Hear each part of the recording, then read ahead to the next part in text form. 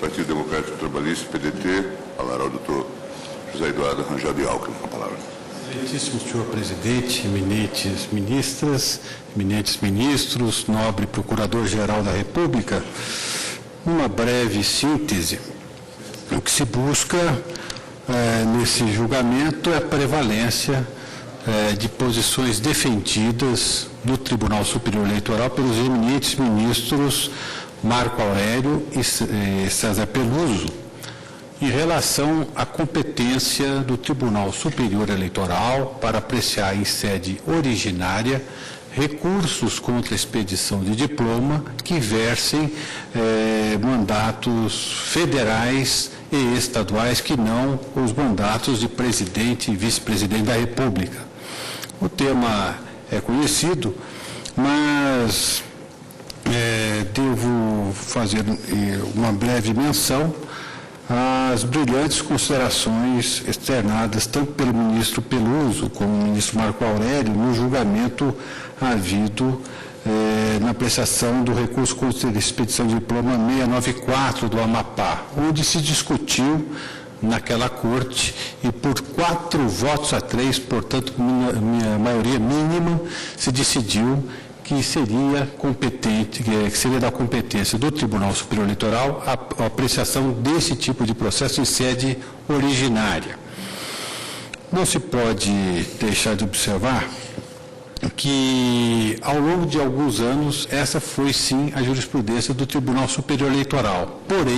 Porém, sempre se atrelou essa admissão de competência do TSE com a exigência de prova pré-constituída. Isso foi, por muito tempo, a jurisprudência do Tribunal Superior Eleitoral. Em tempos mais recentes, houve uma abertura para que se fizesse prova desse tipo de processo, até se chegar ao entendimento atual, onde se faz prova plena, todo tipo de prova. Então, houve uma evolução notável, sensível, no trato da matéria pelo Tribunal Superior Eleitoral, quando, então, nesse recurso contra a expedição de diploma que me referi, o 694, se discutiu, em primeiro lugar, se realmente seria competência do TSE apreciar esse tipo de recurso, dizendo com toda a propriedade aos eminentes ministros Marco Aurélio e César Peluso, que, na verdade, isso, apesar do nome, não se trata de recurso. Tem-se aqui verdadeira ação desconstitutiva do diploma, até porque as cortes eleitorais regionais, quando expedem diploma, não proferem decisão propriamente, apenas praticam um ato administrativo, o que, aliás, é expresso no artigo 30 do Código Eleitoral, que estabelece as competências administrativas das cortes regionais eleitorais. E lá está dito que, dentre essas competências, está a de fazer a totalização dos votos e expedir diplomas para os candidatos a governador, senador, deputado federal e estadual. E, sendo assim, todo o foco da discussão se dá em relação aos termos do artigo 121, parágrafo 4º, incisos 3 e 4. O parágrafo 4 diz: das decisões, e grifa aqui a expressão das decisões, a pressupor, evidentemente, decisão jurisdicional dos tribunais regionais eleitorais, somente caberá recurso quando 3 versarem sobre inelegibilidade ou expedição de diplomas nas eleições federais ou estaduais.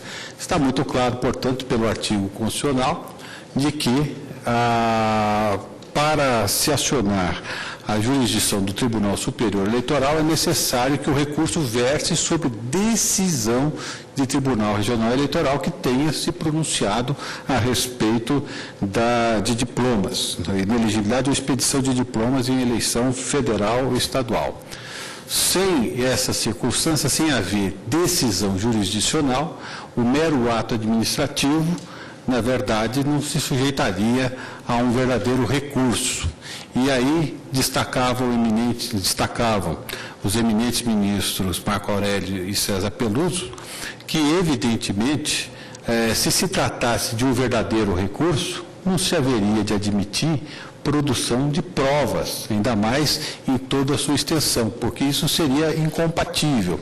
Ou, bem, é ação desconstitutiva e, portanto, deve ser apreciada como tal em sede originária dos regionais, ou, ao contrário, trata-se verdadeiramente de recurso, isso a dar valor à corrente que sustenta que aí há uma decisão declaratória, como se fosse uma decisão de jurisdição voluntária, então haveria verdadeiramente recurso, mas aí apenas a discussão sem versar matéria de provas. Essa é a situação da discussão havida naquele tribunal. E, de fato, eminentes ministros, parece que a liminar bem captou a natureza dessa discussão. Dois eminentes ministros, na verdade, até diria eu, que, num primeiro momento, o próprio eminente ministro Carlos Brito se inclinou pela tese da incompetência do Tribunal Superior Eleitoral. Porém, o argumento trazido pelo eminente ministro Marcelo Ribeiro, de que deveria ser tratado como verdadeiro recurso, sem admitir provas produzidas naqueles autos, apenas a utilização de prova pré-constituída, Sua Excelência, o ministro Carlos Aires Brito, reconsiderou para, então, afirmar competente o Tribunal Superior Eleitoral. Só que, passo seguinte, ao se discutir sobre provas, Sua Excelência ficou vencido, no sentido de dizer que não se poderia produzir provas em recurso contra a expedição de diploma. E, de fato, a situação criada com esse precedente fica uma situação muito complicada, porque há um recurso, mas um recurso no qual se vai admitir provas abundantes. E priva-se, e aí é o grande ponto dessa arguição, priva-se a parte do seu direito de recurso, ou seja, os fatos são apreciados em uma única instância, sem possibilidade de serem revistos, de uma instância revisora, quando a correta interpretação, assim nos parece, Tata Vênia, dos termos da Constituição, levaria a garantir esse duplo grau de jurisdição, que se sabe, não é um imperativo constitucional, porém, quando a lei prevê, deve ser garantido em todos os seus termos. Com essas breves considerações, já que se trata apenas da liminar, pede-se a confirmação da liminar, acrescentando apenas uma breve observação. É que a liminar deferida, ela restringe-se aos casos ainda não julgados pelo Tribunal Superior Eleitoral.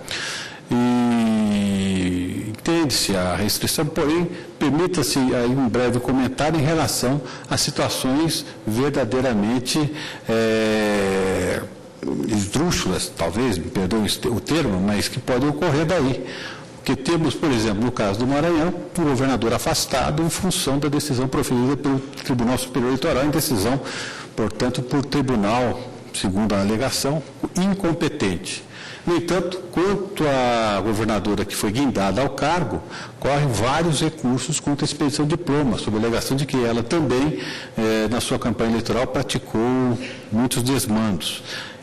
Esse processo, enfim, não poderia ser julgado enquanto prevalente a liminar. Então, teríamos aí uma situação de verdadeira falta de isonomia, quer dizer, o governador afastado, o grupo que apoia o governador afastado, perde duas vezes, pelo afastamento do seu líder e pela impossibilidade de ver o adversário político ser afastado do mandato. Por isso, pede o partido o deferimento da liminar em toto, como foi requerido, ou seja, obstando os efeitos de eventuais julgamentos. Hoje já são 2 governadores afastados por essa via processual, então que sejam arredados os efeitos desses julgamentos até que seja definida essa questão da competência.